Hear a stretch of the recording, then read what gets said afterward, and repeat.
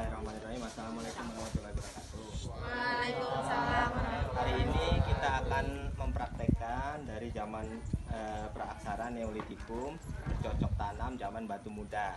Ini ada batu yang menyerupai batu zaman Neolitikum, meskipun tidak sama tapi minimalnya fungsinya itu bisa dirasakan. Nah, ini ada kencur ya, kencur nanti kita akan tanam ya. Ini kencurnya akan kita tanam ya. Kalian sudah punya kunyit sama kencur masing-masing dan batu praaksara yang bisa untuk menggali tanah ya. Ini kita praktekkan. Lihat nih, lihat. Ya, lihat dong.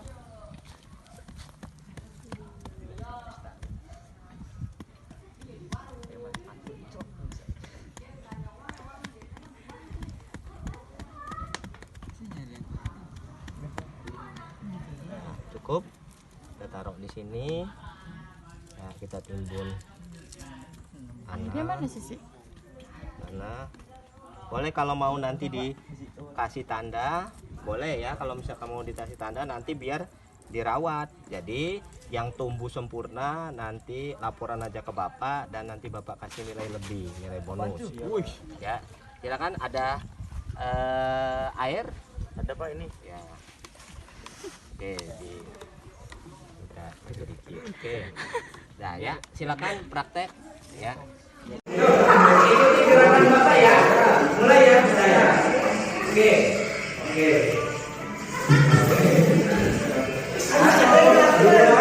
Kanan, kiri, terus.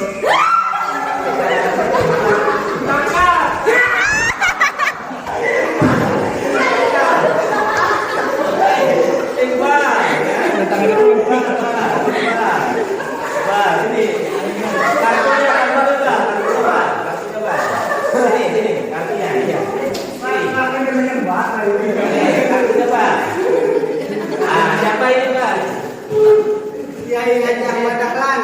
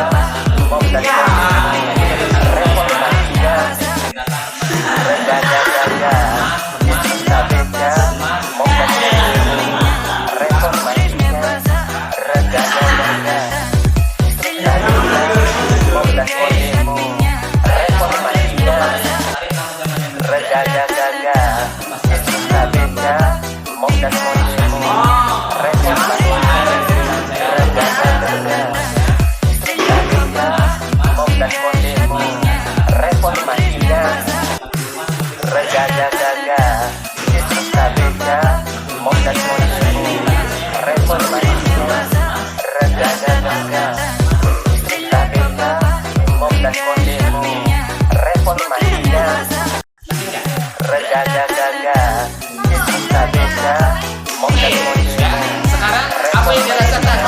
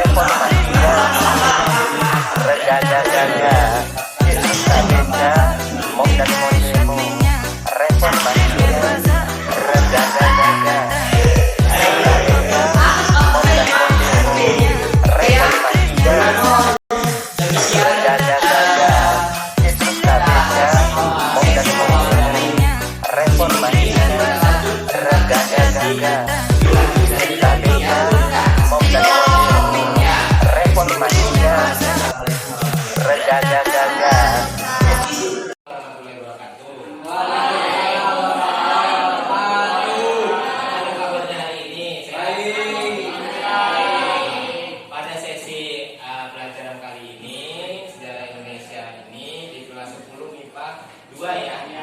Sebelum IPA 2 ini kita kemarin kan kita sudah belajar tentang praaksara ya.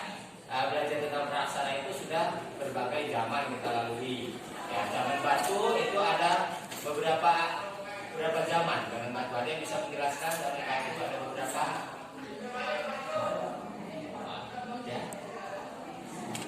Ya, ada yang 3, ada yang 4, jangan ragu-ragu. Ya, dia, ya, 3. Ada yang 4, Rangga. 4 apa aja? 1. Paleolitikum. Di kurun coba. Paleolitikum, Mesolitikum, terus Neolitikum, terus Megalitikum. Boleh, oke. Aplaus dulu ya, benar ya. Oke, hari ini kita belajar tentang Megalitikum. Ya, oh ya, senang sekali Pak Sabila datang di sini ya. Saya katanya mau dijadikan kolaborasi. Oh iya, betul sekali Pak Sabila ya. Ada Pak, siap. Oke ya, kali ini Bapak meminta guru seni kita yang hebat ya, Pak Sabila, untuk kolaborasi dengan Bapak sejarah Indonesia. Karena kebetulan kita hari ini itu menjelaskan tentang zaman Megalitikum, zaman batu besar. Nah, zaman batu besar ini ada salah satu tradisinya ya, zaman batu besar itu menyembah roh leluhur. Nah, roh leluhur ini bisa diwujudkan dalam bentuk patung. Ya, ada yang berbentuk batu besar kayak Mendit, Dolmen, Sarkofagus dan lain sebagainya. Dan kepercayaan inilah yang kemudian menjadi sesuatu yang ada di zaman Megalitikum. Megalitikum itu satu zaman dengan Neolitikum ya, zaman bercocok tanam. Nah, di situ ada penyembahan roh. Nah, penyembahan roh ini sudah mulai ditemukan adanya batu besar dan bentuk-bentuk patung dalam sederhana. Nah, patung kaitannya dengan materi seni budaya yang nanti bisa kalian tanyakan dengan Pak Sabina sebagai guru seni di SMA Negeri 1 Gaza. Begitu ya, Pak Sabina ya? Ya. Nah, nanti ketika tentang patungnya, nanti kalian bisa bertanya banyak dengan Pak Sabina. Nah, intinya patung itu kalau dari segi sejarah ya, kalau saya jelaskan, kalau patung itu sudah ada zaman praaksara. Tadi ada zaman Megalitikum, itu udah 200.000 tahun sebelum Masehi ya. Nah, zaman Hindu Buddha masuk ke Indonesia, patung semakin subur masuk ke Indonesia. Kenapa semakin subur? Karena agama Hindu Buddha lebih dekat dengan patung, diimplementasikan, diwujudkan dewa-dewinya itu dengan bentuk patung. Dewa Brahma, Wisnu, Siwa itu semua dalam bentuk patung dan dewa-dewa yang lain. Dan ketika Islam masuk, patung berkembang nggak? Enggak. Kenapa patung tidak berkembang? Nah, karena di dalam Islam ada larangan menyerupai bentuk makhluk hidup yang sesungguhnya. Tetapi dalam Islam itu nanti ada bentuk yang lain ya. Jadi akan jelaskan singkat sama Pak Sabina sebagai guru seni. Nah, mungkin demikian Pak Sabina. Saya minta waktunya untuk menjelaskan sedikit tentang seni kaitannya dengan patung ya. Ya, sebelumnya aplaus dulu dong untuk Pak Sabina di kelas kita.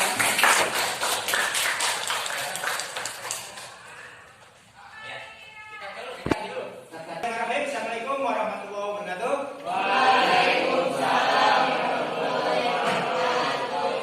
Apa yang dikatakan oleh Pak Kismoro, guru sejarah kita ya.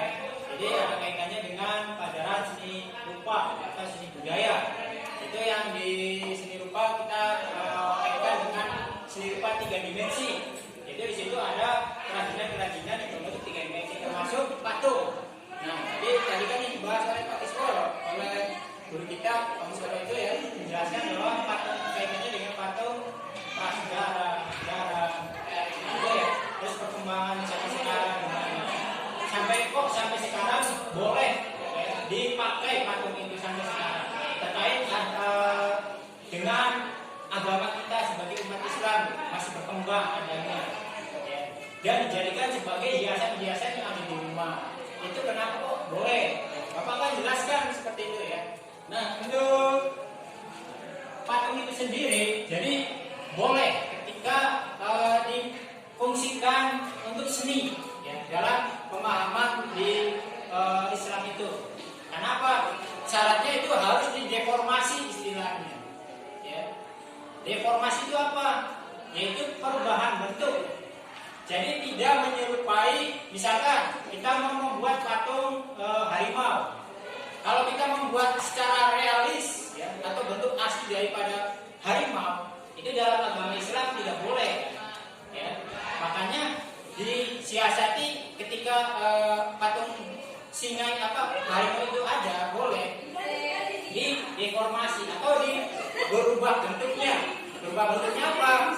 Yaitu tidak misalkan badan dibentuk tulisan-tulisan apa ya, kaligrafi, dan ditemukan lagi juga atau boleh digambar secara stilasi.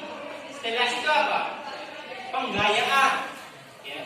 Penggayaan menurut kaidah-kaidah Islam yang diperbolehkan ya, jadi ketika kita mau membuat gambar pun tidak boleh sebenarnya, apalagi membuat patung ya, karena berlainan, karena nanti akan dijadikan sebagai sesembahan atau percayaan yang sudah yang memang dilarang oleh agama kita ya. Jadi itu ya, tugasnya adalah nanti kalian. Assalamualaikum warahmatullahi wabarakatuh. Oke ya, Bapak bawa ke sini tujuannya kalian mencari botol bekas air mineral. Kita dalam materi pola pikir zaman praaksara. Pola pikir zaman praaksara ini nanti dibandingkan dengan pola pikir manusia modern. Nah, dalam hal ini karena di sekolah kita banyak botol-botol air mineral bekas yang dibuang begitu saja tanpa dikumpulkan, sebenarnya kan punya nilai ekonomis nih botol-botol ini, tapi dibuang begitu saja. Jadi daripada sayang, jadi Bapak ingin tahu pola pikir kalian sebagai manusia modern sama nggak dengan pola pikir manusia praaksara? Jangan sama atau berbeda. Nah, tadi sudah Bapak bagi kelompok ya, Bapak bagi kelompok. Nah, kira-kira di kelompoknya Salwa itu botol air mineral bekas yang di tangannya itu akan disulap jadi apa untuk manfaat, biar bermanfaat? Mungkin akan disulap menjadi tempat pensil. Tempat pensil, oke bagus. Kelompoknya Aida? Kerajinan hiasan seperti bunga-bunga gitu. Bunga-bunga, boleh. Kelompoknya Andi? Mau dibuat apa? Buat ini, buat tas bunga. Vas bunga. Terus kelompoknya Tanah yang ujung mau dibuat apa? Untuk dibuat apa? Kerajinan apa gitu Pak? Ya apa? Ada kayak seperti mobil-mobilan. Oke, mobil-mobilan bagus. Nah, jadi ya daripada botol air mineral bekas ini terbuang percuma, lebih baik kita di sekolah jaga lingkungan, kita manfaatkan botol-botol air mineral bekas ini bisa untuk punya nilai ekonomis, bisa berubah bentuk atau dijual juga bisa ya, bahkan ada yang per kiloan daripada terbuang percuma. Nah, pada materi pola pikir manusia praaksara kita bisa membandingkan apakah sama pola pikir kita manusia modern sama manusia praaksara. Jangan-jangan lebih primitif kita pola pikirnya daripada manusia praaksara. Manusia praaksara batu pun bisa jadi senjata, jadi bermanfaat ya. Demikian pula ini. Mungkin itu saja ya. Nanti kita ke kelas, kita wujudkan benda tersebut yang mempunyai nilai manfaat yang lebih. Itu saja, terima kasih. Assalamualaikum warahmatullahi wabarakatuh. Kita ke Waalaikumsalam warahmatullahi wabarakatuh. Bye bye. Bye. ya.